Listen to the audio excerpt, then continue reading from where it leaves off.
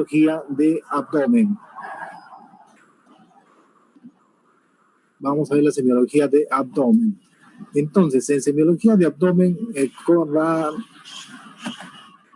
especial importancia el hecho de que en abdomen, a diferencia de otros sistemas, en algunas oportunidades es un poco desafiante el llegar a un diagnóstico y cuya repercusión es importantísima en el desenlace final de la salud de un paciente. Por ejemplo, el no diagnosticar un abdomen agudo potencialmente quirúrgico es fatal para el paciente si se retarda en cuanto al tiempo, al reconocimiento de la patología y a la probable solución quirúrgica. Entonces, en abdomen, más que en cualquier otro órgano, es importante afinar la parte diagnóstica, sobre todo la parte del relato de la enfermedad y también la parte del examen físico. Muy bien, es así como es tan importante esta parte de la semiología que ahora vamos a compartir algunos datos. Muy bien. En cuanto a para empezar, la semiología de abdomen hay que hacer un recuerdo de algunos límites, algunos parámetros anatómicos para nosotros tener referencias y hacer alguna precisión en cuanto al examen físico y también en cuanto a la anamnesis. Entonces, tener en cuenta los límites internos, límites de la pared abdominal. Por arriba tenemos la cúpula diafragmática, en la parte inferior el estrecho superior de la pelvis, por la parte posterior la columna y delante ambos lados de la pared abdominal propiamente dicha. Esto es ampliamente conocido ya por ustedes. En cuanto a los límites externos, tenemos arriba el reborde costal, desde la base del apéndice sifoides hasta la séptima vértebra dorsal, lo que se conoce como la línea tóraco-abdominal. En la parte inferior tenemos externamente, hay una línea que se extiende desde las arcadas crurales, pasando por las crestas ilíacas hasta la cuarta vértebra lumbar, la línea abdominopélvica. Es así como también tener en cuenta, recordar la división por zonas del abdomen. Y hay diferentes tipos de escuelas, ¿no? Así tenemos la escuela francesa, que también es denominada la escuela latina. Por delante tenemos la división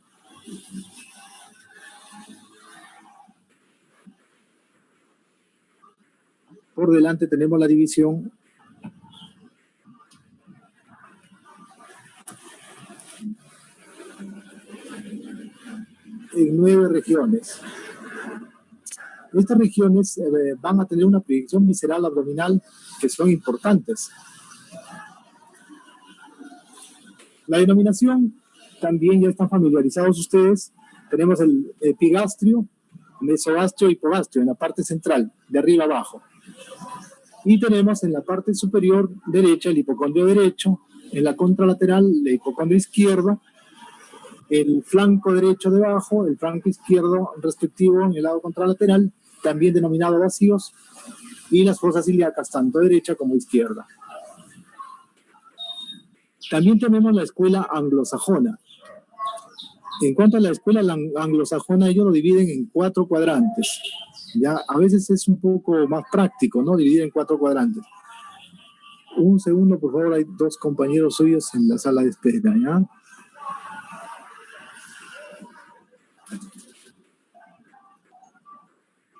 Muy bien. Entonces, estos 4 cuadrantes van a tener una mayor practicidad, diría yo. ¿Por qué? Porque no hay que recordar exactamente en cada uno de los hipocondrios, salvo para algunos órganos, como por ejemplo patologías de la vesícula biliar, patologías como por ejemplo del vaso, o también patologías como la apendicitis aguda, o problemas como diverticulitis. Ahí es importante mencionar las 9 regiones, ¿no? Hipocondrios y en fosas ilíacas. Pero en las demás patologías es práctico la división en 4 cuadrantes.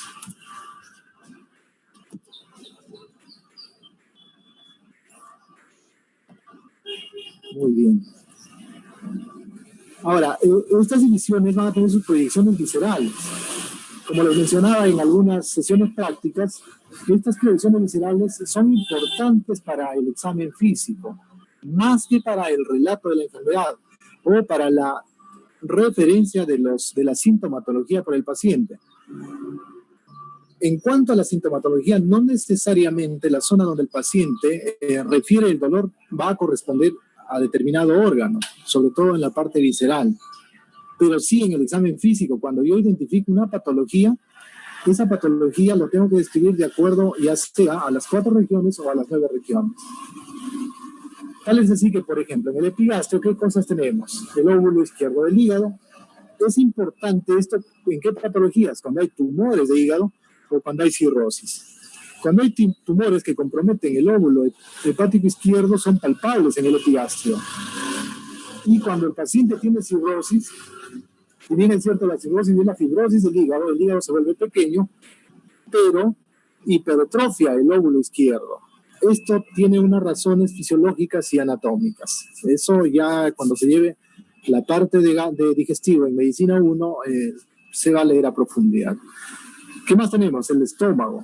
Patologías propiamente del estómago, como por ejemplo tumoraciones. El cáncer gástrico está dentro de las 5 primeras causas de mortalidad en el Perú. Entonces no es despreciable el hecho de saber que en el epigastrio yo puedo palpar alguna tumoración, sobre todo cuando son tumores avanzados, ¿no? En el Perú todavía nosotros tenemos que el screening, el descarte de enfermedad cancerosa temprana del estómago todavía no está muy difundido. Se falta trabajar bastante en ese tema. También tenemos el duodeno, la cabeza y el cuerpo del páncreas, tenemos la proyección profunda, la aorta, la cava inferior, el conducto torácico y la columna vertebral. En cuanto a la aorta, a veces hay patologías como aneurismas de aorta abdominal, entonces hay que tener cuidado cuando hay alguna masa pulsátil. ¿Para qué? Para evitar hacer mucha presión y poder tener complicaciones en el examen físico. Ahora, en cuanto en el mesogastrio tenemos el colon transverso, tenemos asas del intestino delgado, peritoneo, formando el epíplon mayor, el mesenterio, la aorta y también la cava inferior. En el hipocondrio derecho tenemos el óvulo derecho del hígado, el fondo de la vesícula biliar. Normalmente la vesícula no es palpable. Cuando hay patología vesicular de tipo inflamatoria, infecciosa, es posible nosotros generar dolor en el examen físico a través de los signos de Murphy, como vamos a ver después. Pero normalmente uno no puede palpar la vesícula. Cuando la vesícula se logra palpar, eso tiene un nombre propio, signo de Courvoisier. Entonces, en estos casos, es por obstrucción del conducto biliar, generalmente relacionado con neoplasias a nivel periampular. En la mayoría de los casos por neoplasias de la cabeza de páncreas y en pocos casos neoplasias propias de la ampolla o neoplasias del duodeno adyacente. También tenemos parte del colon transverso, tenemos el ángulo hepático del colon, la extremidad superior del riñón derecho y la cápsula suprarrenal. Las patologías estas de riñón y cápsula suprarrenal no son tan frecuentes para encontrar en un examen físico abdominal. ¿Ya? Entonces, en realidad cuando se encuentra una patología de este tipo, pues es un hallazgo a considerarlo, ¿no? En cuanto al hipocondrio izquierdo, tenemos el óvulo izquierdo del hígado. Cuando está hipertrofiado, llega hasta el hipocondrio izquierdo. La tuberosidad mayor del estómago, el cardias, tenemos el epíplon gastroesplénico, el vaso, la extremidad superior del riñón izquierdo y la cápsula suprarrenal también del mismo lado. Hay una pequeña porción del colon descendente y el ángulo esplénico y algunas asas de DI1 y la cola del páncreas. La cola del páncreas anatómicamente pues es un órgano que predominantemente retroperitoneal y cuando hay solamente alguna tumoración grande o una secuela de pancreatitis, como por ejemplo un pseudoquiste pancreático, que es una acumulación de líquido tipo un quiste, en esa zona uno podría palpar esta patología en la zona del hipocondrio izquierdo. En el mesogastrio tenemos el epíplon mayor, la porción baja del estómago, colon transverso nuevamente, asa de intestino delgado, el mesenterio, la cava y la aorta. Flanco izquierdo, parte del intestino delgado y sobre todo acá cobra importancia el colon izquierdo. ¿Por qué? Porque a nivel de colon izquierdo tenemos bastante patología, desde la benigna hasta la patología maligna. En la benigna lo más frecuente, por ejemplo, en pacientes que tienen estreñimiento, y esto más se ve en niños, nosotros podemos palpar la cuerda cólica, el colon ocupado, ya a nivel del flanco izquierdo. Y en el flanco derecho tenemos parte del intestino delgado y el colon derecho. Acá también tener en cuenta que cuando ustedes hagan el examen físico, en el flanco derecho, sobre todo en pacientes de edad avanzada y que tienen anemia, nunca dejar de ver bien, palpar concienzudamente la parte del flanco derecho. ¿Por qué? Porque muchas patologías anemizantes de colon, llámese neoplasias malignas, uno puede encontrarlos en el examen físico. Dado que también estos pacientes vienen con un cuadro consultivo y una pared muscular muy delgada que te facilita el examen a ese nivel. En la fosa ilíaca derecha, la patología que es muy frecuente en cuanto a las patologías que se hallan a ese nivel, tenemos la apendicitis aguda, ¿ya? Entonces, no olvidar esto, algunas asas delgadas, también el psoas. En cuanto al psoas, es importante tener en cuenta a veces patologías como, por ejemplo, hematomas, en pacientes que tienen coagulopatías de fondo y vienen por dolor, a veces en flanco y en fosa ilíaca derecha. Entonces, esto no es despreciable el hecho de encontrar patologías a nivel del psoas. Algunos partes genitales internos de la mujer, el uréter, los vasos ilíacos. En el hipogastrio tenemos el epíplon mayor, parte del intestino delgado, vejiga, uréter, útero en la mujer. Y en la fosa ilíaca izquierda tenemos el sigmoides, porción baja del colon descendente. Acá la patología más frecuente es la diverticulitis del colon.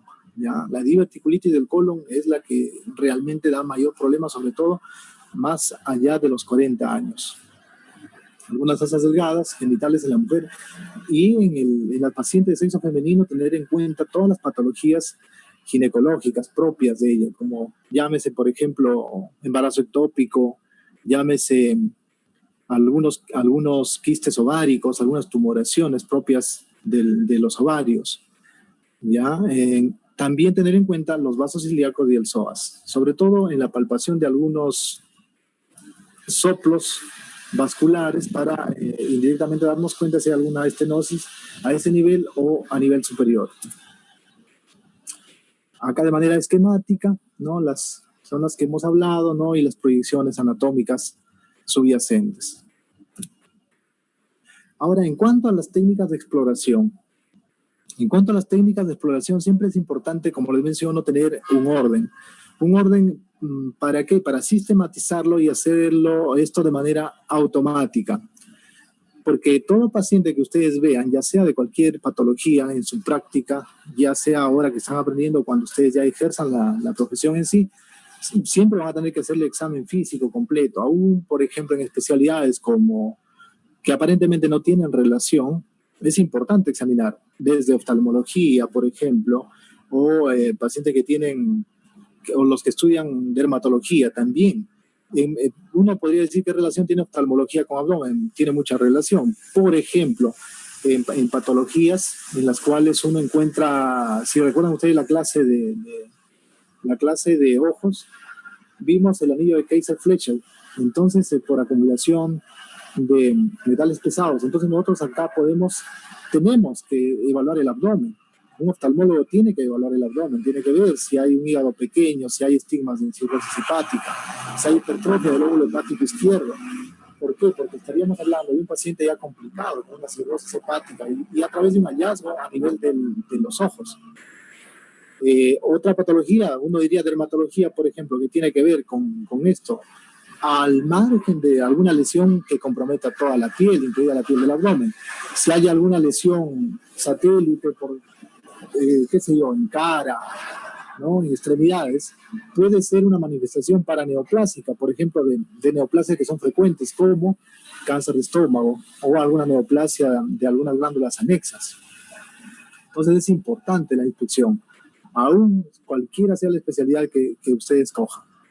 La auscultación, o sea, tenemos primero la inspección, luego la auscultación, luego la palpación y finalmente la percusión, en ese orden. ¿ya? La auscultación siempre antes de la palpación para no alterar los ruidos hidroaéreos, porque la palpación de todas maneras va a generar reflejamente alteraciones mecánicas y estimulación del sistema mientérico.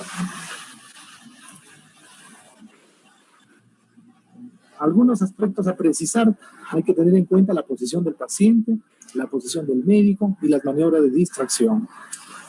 Esto es importante. La posición del paciente en general, el paciente está en decúbito dorsal, pasivo, y el médico siempre, de preferencia, en raros casos cambia la posición, pero en la mayoría de los casos hacia el lado derecho del paciente, siempre hacia el lado derecho del paciente. Y siempre tener en cuenta algunas maniobras de distracción. ¿Por qué? Porque en abdomen, tener en cuenta que el paciente, pues, que tiene alguna patología propia del abdomen, tiene dolor, y el paciente siempre va a estar aprensivo en cuanto a que tú le hagas alguna palpación, sobre todo palpación profunda, entonces tiene temor y reflejamente hace resistencia en la pared abdominal y te dificulta la evaluación. Entonces ahí es donde realmente hay que ver maneras de distraer al paciente. Una de ellas recomiendan es tratar de hacer una conversación amena de algo que le interese al paciente. Mientras uno va conversando suavemente uno va empezando la palpación superficial hasta llegar a la palpación profunda. En cuanto a hay que ver la forma, ver si es prominente, ver los planos, ver el relieve abdominal, es importante.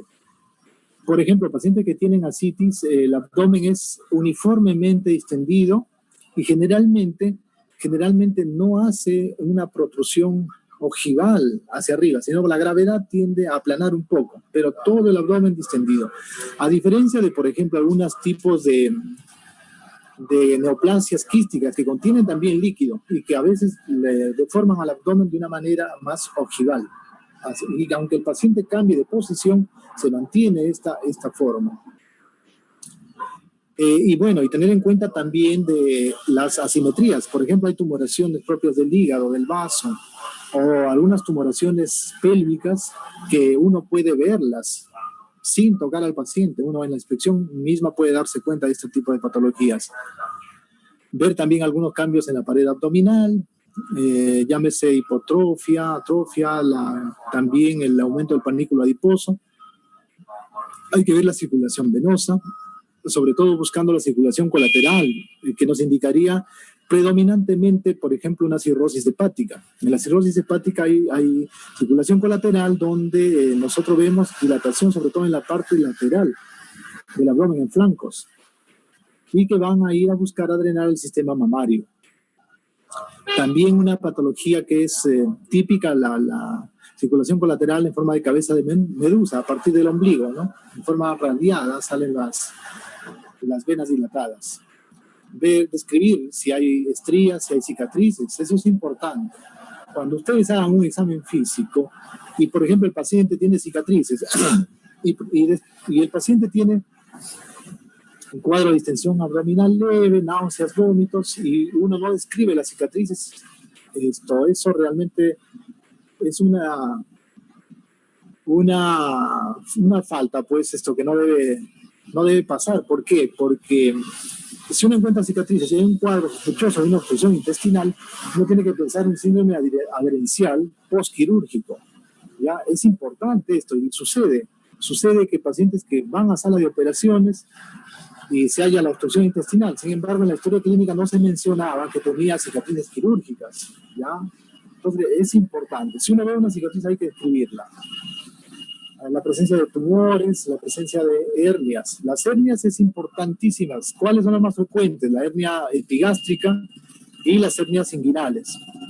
En cuanto a las hernias, la manera de evaluarla, la mejor manera de evaluarla siempre es... un momento, por favor, hay bastante interrupción. Un segundo.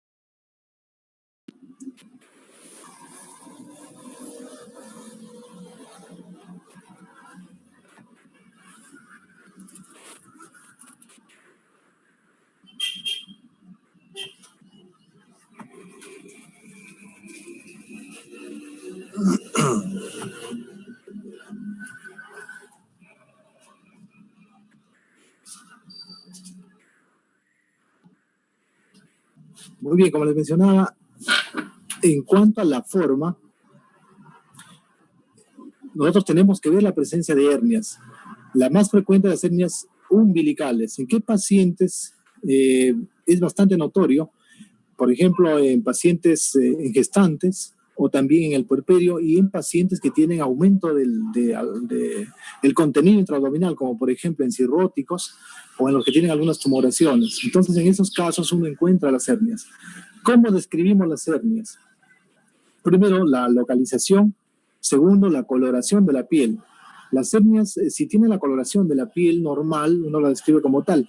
Pero cuando se complican las hernias, por ejemplo, en casos de obstrucción intestinal, tenemos nosotros una coloración violácea, que nos indica pues la estrangulación de la hernia por interrupción del flujo arterial.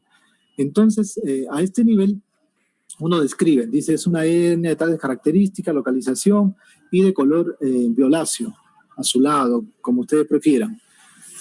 Luego, en la palpación ya vamos a ver, y ya que tocamos las hernias, de una vez lo digo, hay que ver si se reducen. Reducirse significa si uno al ejercer presión con la mano logra introducirlas. Y al introducirlas, si quedan adentro o es que inmediatamente regresan. ¿Ya? Si es que uno logra presionar y logra introducirlas, son reductibles. Pero si inmediatamente vuelve a salir la hernia, es una hernia incoercible. ¿Ya? Entonces, la manera como uno escribe en la historia clínica. Y para hernia inguinal, que es también estadísticamente lo más frecuente, la mejor manera para examinar es en el paciente de pie, ¿ya? Y siempre en las hernias es bueno que el paciente haga un aumento de la presión intraabdominal a través de una maniobra de Valsalva, que puede ser, por ejemplo, a través de la tos. ¿Ya? Y recuerden, las hernias inguinales siempre de pie, y siempre nunca obviar el hecho de que se debe hacer un examen completo. Hay que descubrir al paciente completamente hasta exponer la zona inguinal. ¿Ya? Se ha dado casos en los cuales, pues, por no hacer esto, había la presencia de hernias en pacientes que iban a serse sometidos a una intervención quirúrgica sin un diagnóstico preciso de la obstrucción intestinal, y la causa era una hernia. Muy bien. Y recuerden bien la posición del médico, siempre por el lado derecho, ¿ya? Siempre por el lado derecho. Muchas veces uno se emociona, ¿no?, con alguna patología y dice, bueno, va a comunicar a su compañero, su colega, dice, he encontrado una tumoración en abdomen. Entonces el colega le dice, a ver, sí, vamos a verlo, a ver dónde está. Y uno, por ganar tiempo, a veces la camilla está pegada un poco a la pared en el lado, y uno desde el lado izquierdo empieza a examinar al paciente, cosa que no debe hacerse. Eso es un error. Muy bien. También tener en cuenta ya en la auscultación los ruidos hidroaéreos normales. Ahora ustedes pueden ir practicando, identificando los ruidos hidroaéreos normales, ya en los familiares. Siempre se recomienda auscultar como mínimo 1 minuto o 2 minutos, ¿no?, dependiendo de la preferencia de cada uno y de cada paciente. Si uno en 1 minuto encuentra y el paciente no viene por una patología que nos haga pensar en algo como obstrucción, ¿no?, o como un hilio, entonces uno podría asumir 1 minuto y describirlo. Pero si hay patologías como, por ejemplo, distensión abdominal, con náuseas, vómitos, ¿ya?, ahí de preferencia 2 minutos, ¿ya? Describir los ruidos hidroaéreos y su frecuencia es bastante amplio el rango, de 5 a 35 minutos. Y la auscultación pues debe ser inmediata también.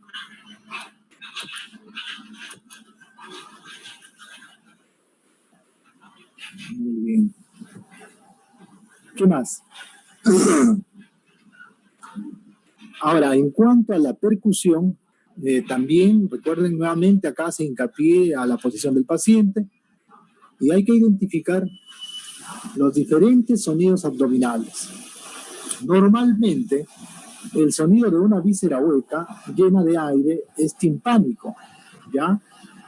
En cambio, una víscera sólida es un sonido mate.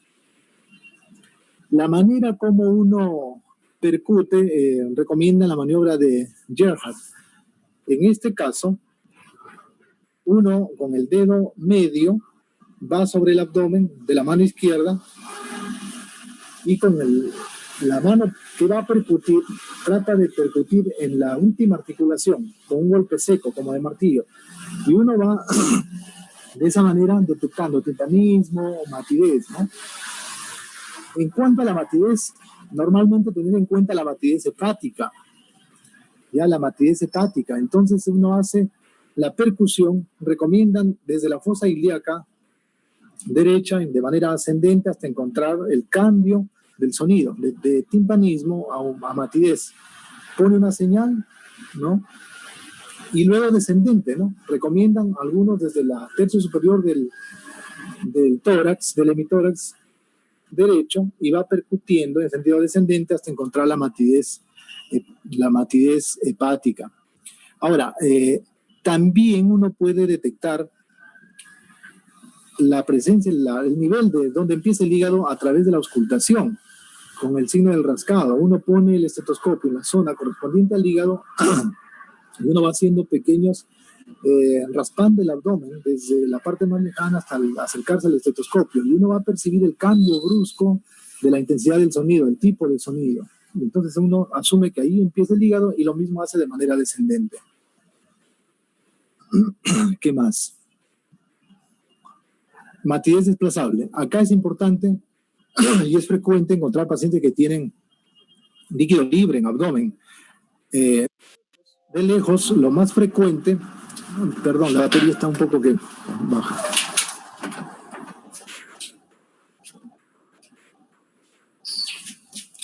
Muy bien. Como les mencionaba, acá lo más frecuente es la acumulación de líquido en pacientes que tienen cirrosis hepática, ¿ya?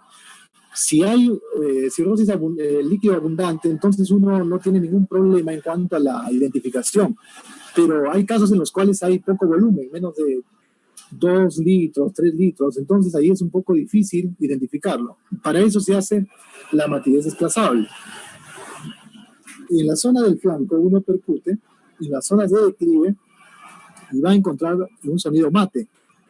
Entonces, ¿cómo yo sé si ese sonido mate realmente es o por la técnica o por la intensidad del golpe que le estoy dando o por la acumulación de líquido? Para eso se hace la matidez desplazable. Entonces empiezo a percutir en esa zona y le pido al paciente que lentamente vaya levantando esa zona, poniéndose en decúbito lateral. A medida que él va poniéndose en decúbito lateral, uno va percutiendo y va a notar el cambio del sonido.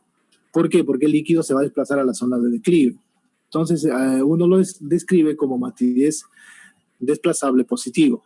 ¿En qué otras patologías? En pacientes, por ejemplo, con tumoraciones avanzadas, el cáncer gástrico avanzado tiende a producir también ascitis, o en neoplasias ginecológicas como el cáncer de ovario o las neoplasias también de útero de estadio 4. Hay, en realidad, cualquier neoplasia que provoque implantes peritoneales va a producir líquido intraabdominal, líquido ascítico.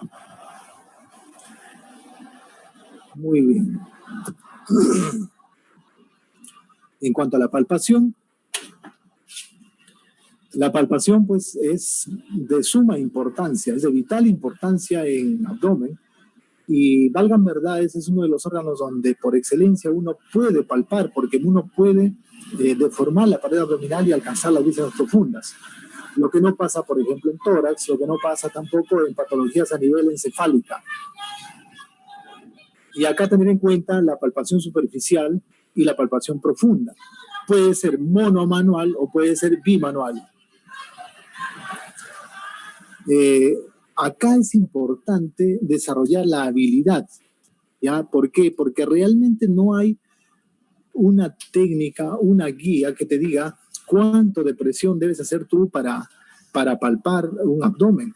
Eso lo vas a conseguir con la práctica, pero siempre se recomienda que en cada paciente que uno examine, todo debe ser de manera gradual. Ir desde la menor presión, la menor fuerza, hasta la fuerza más intensa, hasta lograr alcanzar la profundidad. Va a depender del tipo de paciente, de la masa muscular, del contenido del panículo adiposo también a nivel de abdomen. Y mucho depende de la habilidad del explorador. Ahora, la palpación puede ser monomanual o bimanual. Si tenemos un paciente que no tiene resistencia, que está relajado, está bien distraído, y uno al hacer la palpación superficial ve que el paciente es bastante colaborador y es fácil deprimir la pared abdominal, puede hacerlo monomanual. En cuanto a la palpación superficial hay varias técnicas. La que más se usa es la técnica de reptación de la mano. Y generalmente para palpar no hay que usar solamente el pulpejo de los dedos, sino la mayor parte de la palma. Ya esto va a permitir tener una mejor idea de alguna patología que uno encuentre, ya sea una tumoración o ya sea, por ejemplo, alguna deformidad a nivel de la pared abdominal o de las estructuras que están dentro del abdomen. En cuanto a la palpación profunda, ya mencionábamos la parte de que el paciente debe estar relajado, pero si no es posible, porque hay pacientes en los cuales es muy difícil alcanzar que el paciente se relaje completamente. En esos casos hay algunas técnicas y unas recomendaciones, como por ejemplo flexionar los miembros inferiores. Esto hace que haya disminución de la tensión de la pared abdominal. Otra de las técnicas, sobre todo en pacientes que tienen mucha sensibilidad involuntaria a nivel de abdomen, uno empieza a palpar y el paciente tiene un ataque de risa que no te permite examinar. Entonces, en esos casos, es recomendable que el paciente mismo intente poner la mano y tratar de hacer la palpación, y nosotros acompañamos a la mano del paciente. Eso ayuda también un poco. En cuanto a la palpación bimanual, generalmente la mano más hábil va en la parte cercana al abdomen y uno ayuda con la otra mano a hacer fuerza. ¿En qué pacientes es importante esto? En pacientes que tienen bastante panículo adiposo, que tienen bastante resistencia muscular. Entonces, ya como mencionábamos, requisitos inherentes al examinado, también requisitos en cuanto al explorador. Acá, como les digo, no hay una guía exacta que te diga en todos los pacientes. Cada paciente es diferente y la práctica uno la va a desarrollar en el camino, pero teniendo en cuenta los principios que habíamos mencionado. Muy bien. Describir también la tensión abdominal, eso es importante. ¿Cómo se describe en la historia clínica? Si yo hago la palpación superficial, no hay mayor problema, no encuentro mayor cosa, pero cuando intento la palpación profunda, encuentro una resistencia generalizada e involuntaria del paciente. Yo noto que al margen de que yo presione o desencadene dolor, hay una resistencia, una rigidez permanente. Entonces, puedo describirlo abdomen rígido, ¿no? Abdomen en tabla también se describe, entre comillas. Eso es reflejo de una peritonitis, por ejemplo. Los que tienen peritonitis tienen esta rigidez en tabla. También describir si hay dolor a nivel de la pared abdominal. Se le pide al paciente que haga un poco de maniobra de Valsalva y uno hace la palpación y va a encontrar en una zona específica el dolor. Acá, ¿qué cosa debemos precisar en cuanto a la palpación de la pared abdominal? En cuanto a la pared abdominal, describir las características de la lesión que uno encuentra. ¿Qué más? En cuanto a la palpación profunda también. En cuanto a la palpación profunda, como les mencionaba, si uno encuentra una patología, si uno logra profundizar, hay que describirlo. De acuerdo a la parte anatómica, como vimos, ya sea la división en 4 cuadrantes o en 9 regiones, uno la va a describir en la región en la que encuentra la lesión. Generalmente llámese tumoración. Si uno encuentra una tumoración, la va a describir. ¿Cómo? Primero, en cuanto a la localización. 2, en cuanto a más o menos al tamaño. 3, en cuanto a la superficie, regular y irregular, alguna forma especial. Si hay dolor o no hay dolor. Y si hay adherencia a planos profundos, si está adherida o no a planos profundos. Y algo importantísimo con la cual antes de hacer la palpación, uno recuerda el relato de la historia clínica. Si el paciente me dice, tengo dolor en la región de la fosa ilíaca derecha, yo no voy a empezar a palpar en la fosa ilíaca derecha. Siempre la zona donde el paciente refiere sus molestias se guarda para el final. Porque si uno empieza allí, desencadena dolor, resistencia y mentalmente el paciente se predispone a no a ponerse de una manera defensiva y no te va a dejar palpar en la profundidad. Entonces siempre empezar por la zona donde uno asume que no hay patología o el paciente no tiene dolor y termina en la zona dolorosa. Siempre hay una secuencia, ustedes van a revisar las bibliografías, la mayoría de los autores coinciden en empezar por el lado derecho, seguir más o menos el marco colónico y terminar en el hipogastro y luego en fosa ilíaca derecha. Esto es válido en la mayoría de los casos, sin embargo, como les digo, esto ya no se sigue así a rajatabla cuando hay pacientes que tienen dolor. Si el paciente me refiere dolor en el epigastrio, mesogastrio, entonces yo empiezo en las otras zonas, más o menos siguiendo la secuencia y saltando la zona donde el paciente me refiere que tiene la patología.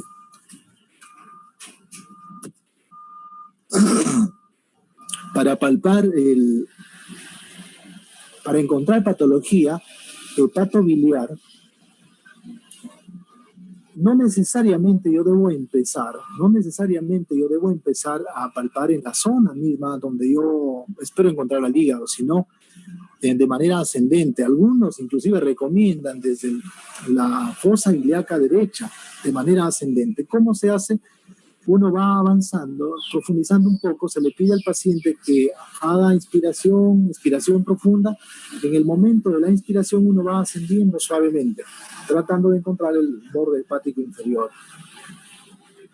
Y luego vamos a ver algunos puntos en especial dolorosos.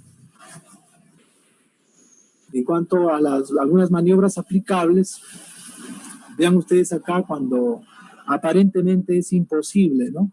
Entonces hay maniobras que uno puede hacer. Acá tenemos bimanual tratando de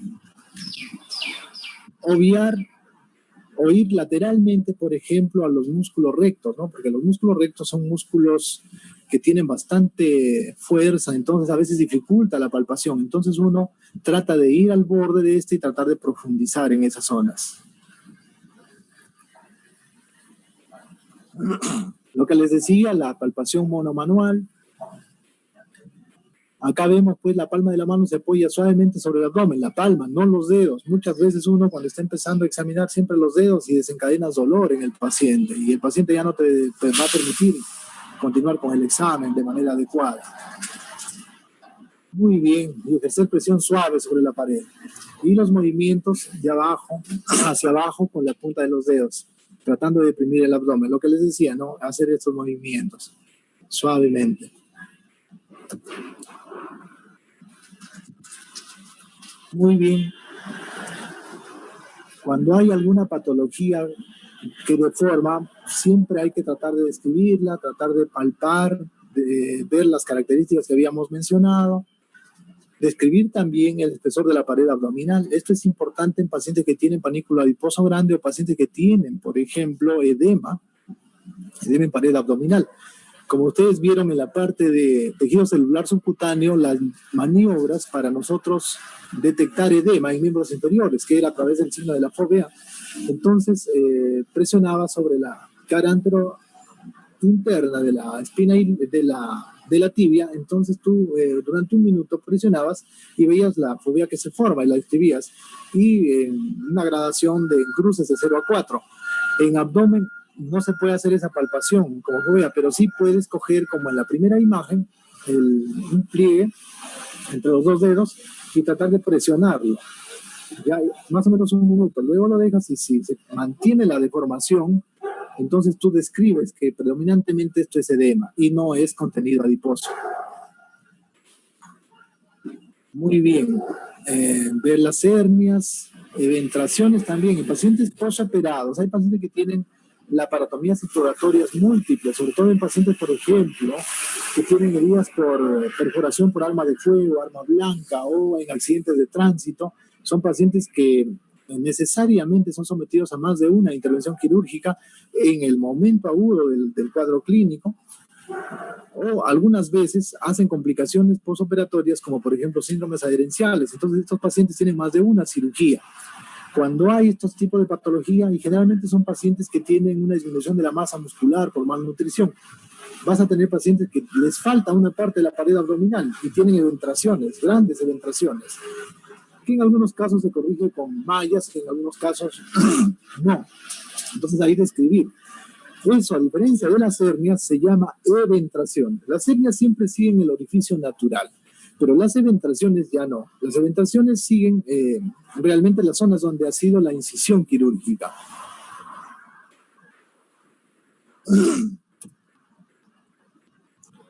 En cuanto a la palpación superficial, como vamos a ver en la parte práctica, las maniobras de escultor de Merlo, la maniobra de esfuerzo y la exploración de la tensión abdominal.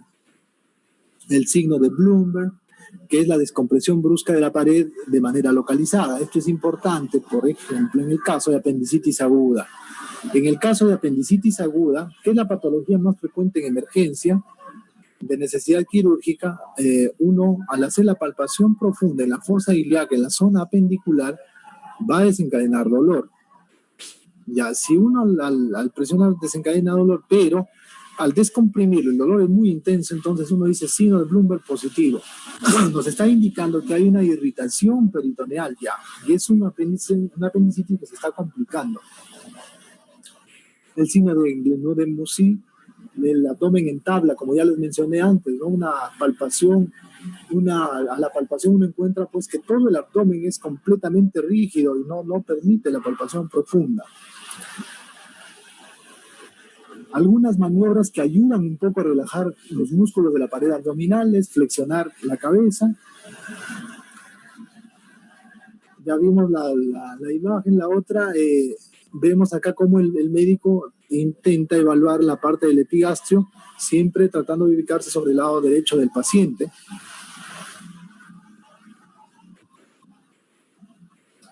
Acá mencionamos también la palpación bimanual, ¿no? La palpación bimanual. Vean ustedes los dedos índices en contacto en la figura de la derecha y las manos superpuestas, ¿no? Y ver acá también esto, la maniobra de deslizamiento, de nivel o de arrastre, lo que les decía, por ejemplo, para ubicar el hígado, ¿ya? Desde la parte inferior hacia la parte superior, pidiendo al paciente que haga la inspiración profunda. Entonces uno va deslizándose, tratando de encontrar el borde hepático inferior. Y así es válido no solamente para el hígado, para el vaso o para alguna tumoración a nivel intraabdominal.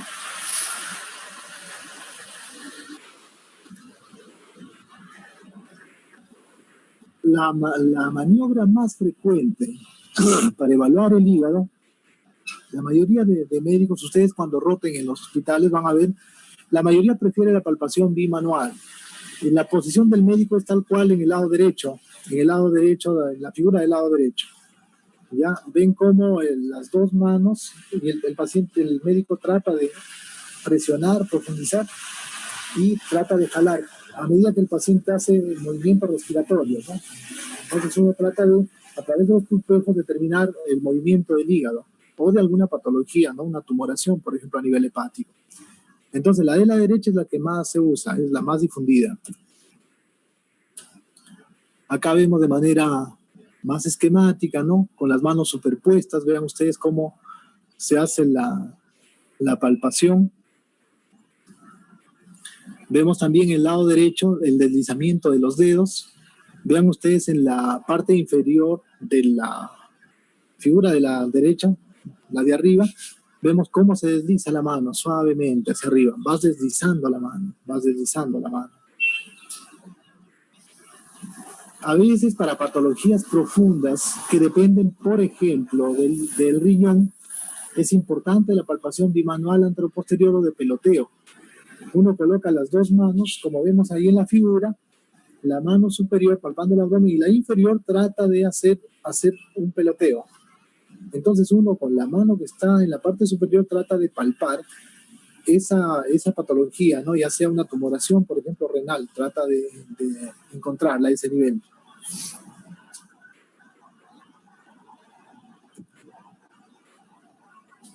Otras maniobras, la maniobra de Minkowski, la maniobra de Lloris, San Martino. Acá tenemos algunas maniobras para palpar las vísceras huecas. Tenemos la maniobra de deslizamiento de Glenn Hausman.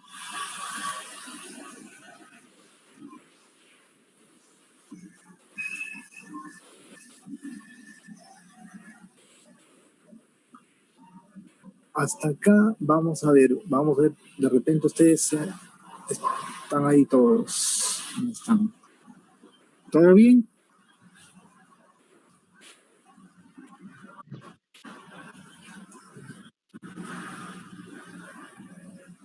Todo bien, ¿verdad? Vamos a ver. Vamos a ver al amigo Asunción. Vamos a ver al amigo Asunción. ¿Todo bien, amigo Asunción? ¿Alguna pregunta? No, doctor. Ajá. Y el amigo Imán Vilche nos va a decir, ¿por qué parte del la cama del paciente uno debe ubicarse? Lado derecho, doctor. Lado derecho de preferencia. Muy bien, muy bien. Vamos a ver. Angie Pamela nos va a decir una manera como uno puede examinar al paciente en el cual, por ejemplo, tiene bastante sensibilidad, tiene un ataque de risa cada vez que uno quiere palpar el abdomen. ¿Qué maniobra nos podría ayudar, doctora?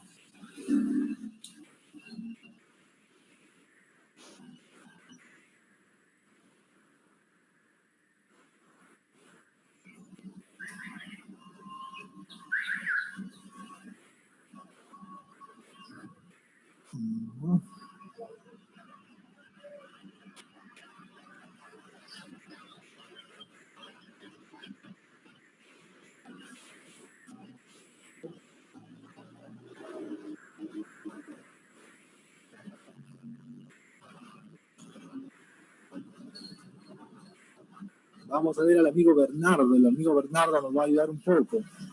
Normalmente es palpable la vesícula, mi amigo Bernardo.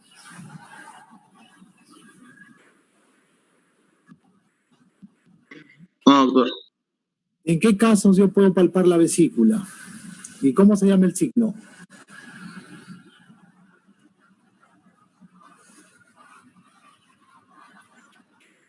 Cuando está inflamada la podemos palpar. Vamos, sí, porque si no, ¿cómo seguimos? A ver, si no están atentos, ¿cómo vamos a seguir? Vamos a ver, ¿cómo podemos seguir?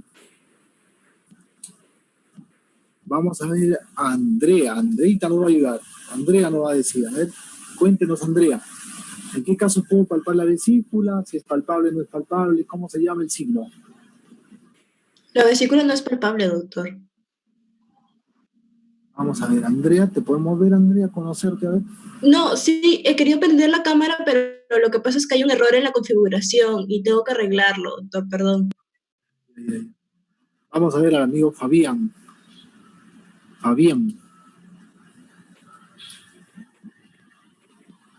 Vamos a ver al amigo Fabián.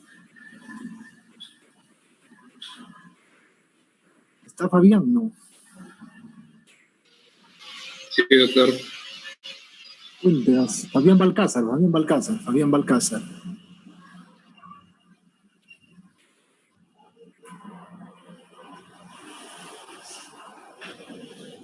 Cuéntenos, amigo Fabián.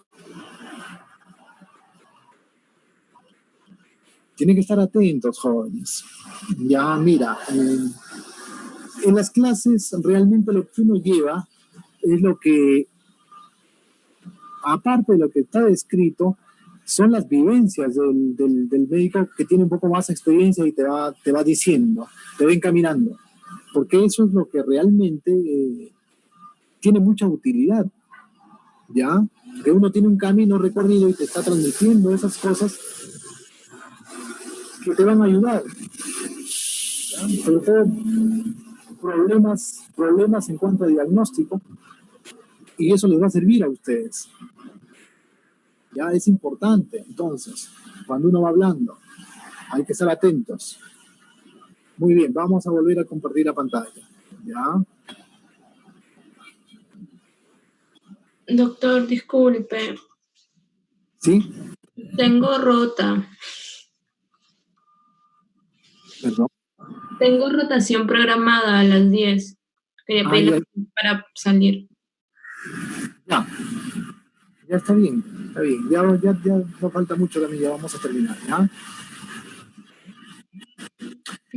Entonces, jóvenes, habíamos quedado en maniobras para las vísceras huecas, ¿ya?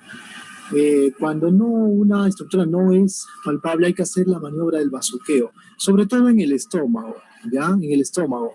Por ejemplo, si yo sospecho un cuadro obstructivo del píloro, yo puedo poner el estetoscopio en el epigastrio y hacer presión con la mano, con la otra mano, la mano libre, y descompresión. Al descomprimir, yo voy a escuchar el sonido del líquido dentro del estómago, ¿ya? Entonces eso ayuda también.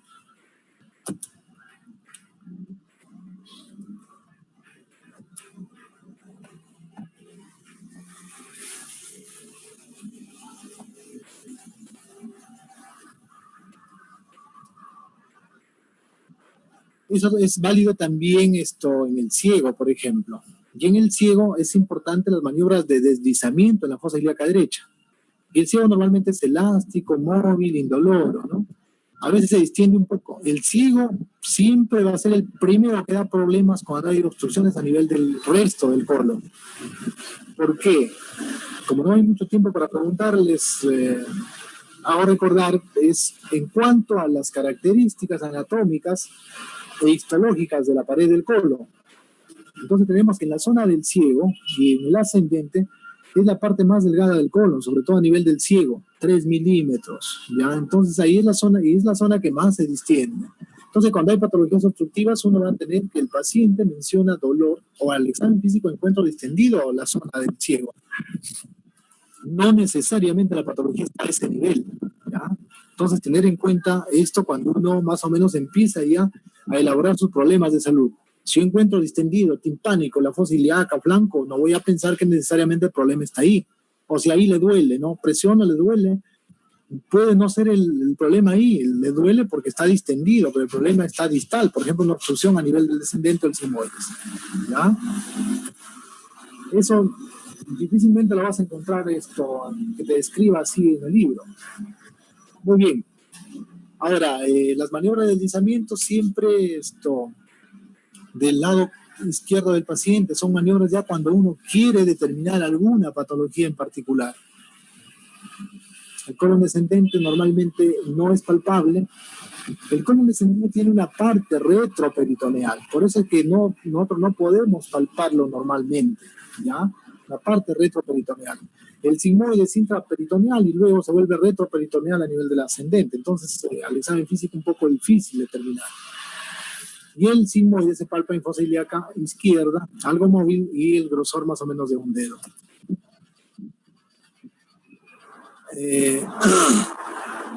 Los aneurismas, tener cuidado cuando uno encuentra una masa pulsátil, sobre todo a nivel de la línea media, porque puede estar correspondiendo a algún aneurisma de la aorta, ¿ya? Entonces ahí no hay que estar obsesivamente tratando de ver si es móvil, no es móvil, si está adherido a masas profundas, no. Tener cuidado, la única condición en la cual hay que tener bastante cuidado es la palpación.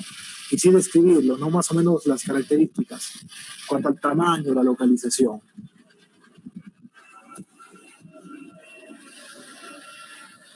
La palpación de vísceras sólidas puede ser monomanual, siempre en el lado derecho del paciente, ¿no?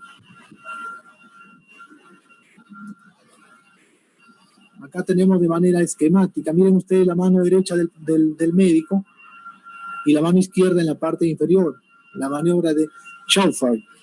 Se colocan los índices y medios como vemos en la figura, ¿ven?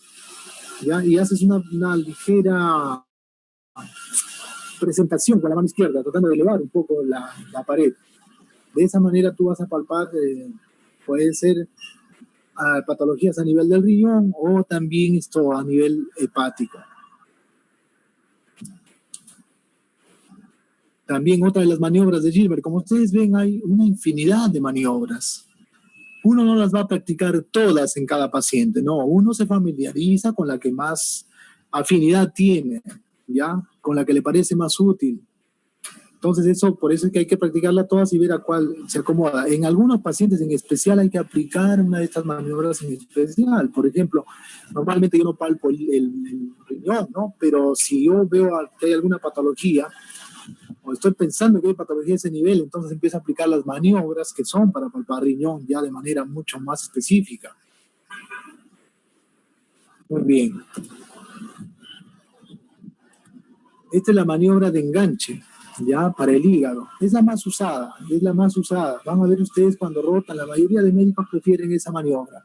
Vean ustedes cómo ahí las dos manos, miren, los índices lo entrecruzan, las dos manos tratan de abarcar la mayor cantidad de área posible a nivel del borde inferior donde supuestamente está el hígado. Y esta maniobra uno hace el enganche y trata de jalar hacia atrás, porque el médico está un poquito hacia atrás, en la parte derecha, pero no está en la parte inferior del paciente, sino un poco hacia la parte superior, y hace el enganche hacia arriba. ¿Ya? Y va a palpar ahí el borde hepático inferior, sus características y alguna tumoración que esté encima. En cuanto a la vesícula, ver la movilidad, ¿no? La sensibilidad, la maniobra de Murphy y el signo de Murphy. Tener en cuenta una presión sostenida sobre el hipocondrio derecho que exacerba el dolor en la inspiración profunda. El signo de Murphy es cuando tú ubicas el punto de Murphy que más o menos se localiza en una línea que va del ombligo hacia el reborde costal a nivel de la línea medio clavicular.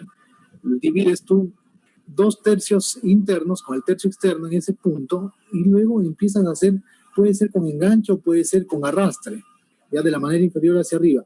Tú haces presión profunda y pides al paciente que inspire. Cuando hay patología vesicular inflamatoria, al tú profundizar con la mano y el paciente al hacer la inspiración profunda, la vesícula choca contra la mano y el paciente bruscamente interrumpe la respiración, la inspiración. Ese es el signo de Murphy, ¿ya? El paciente, por dolor, interrumpe la inspiración profunda. Entonces, eso nos va a orientar hacia un problema de una colecistitis aguda, por ejemplo. En cuanto al vaso, normalmente el vaso no es palpable. Algunos autores dicen que la sonoridad del vaso es controversial, pero algunos dicen que sí, de todas maneras, en un vaso normal yo puedo percutir y encuentro una zona mate del tamaño de una moneda, más o menos, ¿ya? Y la localización anatómica a nivel del hipocondrio izquierdo, ¿no? En los últimos cartílagos. A ese nivel, entonces hago la percusión y uno va a encontrar la zona. Cuando este está crecido, por ejemplo, en pacientes que tienen cirrosis hepática, 90% de los pacientes con cirrosis hepática e hipertensión portal tienen el vaso aumentado de tamaño y es percutible. La percusión uno la hace parecido a la del hígado, pero en el lado contralateral y un poco más lateral, casi cercano a la línea axilar anterior. Entonces uno hace la percusión y va a encontrar la zona de la matidez del vaso. Y en algunos casos es palpable también. Por excelencia, en pacientes que tienen neoplasias de vaso, por ejemplo, en los niños, hay niños que tienen patologías que van a comprometer el vaso y el vaso puede crecer tanto que puede llegar a la línea media, inclusive sobrepasar la línea media. Ahí en esos casos es muy fácil no solamente palparlo, sino ver el vaso, ver el relieve del vaso. Muy bien. Y tener en cuenta siempre que el polo superior es posterior a la 10ª costilla.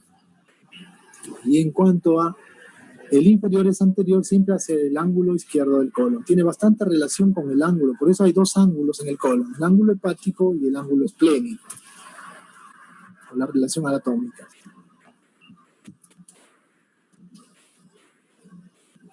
Para la palpación del vaso, vean ustedes esta técnica bimanual, la más usada, ¿no? La mano izquierda sostiene un poco la parrilla costal, la parte inferior, y la mano derecha trata de buscar el polo inferior del riñón. Y el paciente siempre, lo mismo que para el hígado, siempre hace las inspiraciones profundas, ¿ya? Hay algunos tipos de variantes en cuanto a la exploración, ¿no? La maniobra de enganche en posición de cuchara, la variante de Middleton, Y siempre colocar el antebrazo del paciente flexionado por detrás de la espalda, ejerciendo presión sobre la costilla. O sea, el mismo paciente te va a ayudar con su brazo izquierdo colocado por detrás. La maniobra de Nagel. También tenemos acá, el paciente se ubica siempre en decúbito intermedio lateral y mantiene esa posición sentado en la cama mirando hacia los pies del paciente en contacto con la espalda. Esto vamos a verlo, practicarlo con un familiar ya cuando hagamos en la respectiva rotación. Acá tenemos de manera esquemática. Vean ustedes el miembro inferior del paciente, ¿no? Flexionado, el miembro inferior izquierdo. Eso facilita también el examen del vaso. Una manera práctica, y que uno lo puede sistematizar, ¿no? Es pidiendo al paciente que se coloque en decúbito lateral derecho, con las dos manos detrás de la cabeza y flexionando el miembro inferior izquierdo. Uno puede hacer ahí primero la percusión y luego la palpación. Uno puede ubicarse, como está el médico en este caso, sobre el lado izquierdo, detrás del paciente, o también puede hacerlo en el lado derecho, con la mano izquierda cogiendo la parrilla costal y la mano derecha tratando de palpar el reborde hepático inferior, de esplénico inferior, con el paciente haciendo inspiraciones profundas. Acá tenemos la otra maniobra con enganche.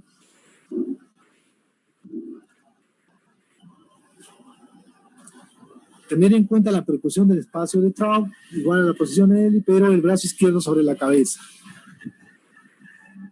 También el método de Castell, en decúbito dorsal, se percute el último espacio intercostal sobre la línea axilar anterior y ver la sonoridad. Acá tenemos algunos reparos anatómicos, vean ustedes, punto cístico, el punto renoureteral superior.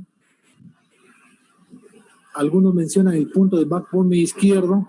La diverticulitis va a tener una más o menos analogía con la apendicitis aguda, pero en el lado izquierdo. Tenemos el punto renoureteral medio. Acá veamos el punto de Morris de apendicitis y el punto de McBurney, que es el más conocido, ¿no? Muy bien, jóvenes, eso es en cuanto a algunos aspectos que quería compartir con ustedes. Y obviamente siempre esto hay que corroborarlo con la literatura, ¿no? Con los libros clásicos de semiología, ¿no? Con los libros clásicos de semiología, el que ustedes prefieran. Y en la práctica familiarizarse con algunas técnicas. Pues ustedes han visto, hay como maniobras, debe haber por lo menos 30, ¿no? Y si uno sigue buscando, hay otras maniobras más. Entonces, difícil hacer todas las maniobras en un paciente, lo vas a agotar al paciente y tú también. Entonces, familiarizarse.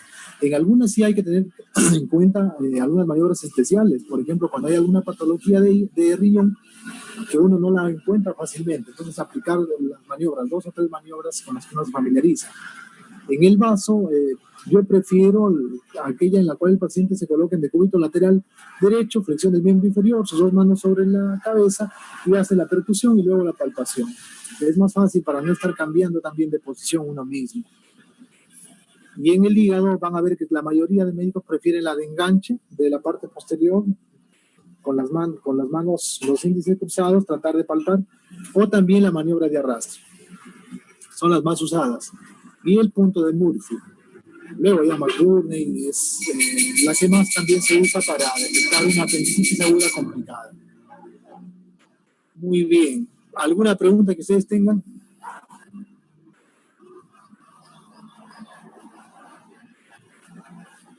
Están cansados en el fin de semana largo, ¿ah? Muy bien, de acá entonces hace la revisión respectiva. Vamos a ver para cuándo programamos la recuperación de la práctica que se perdió ayer. Eso hay que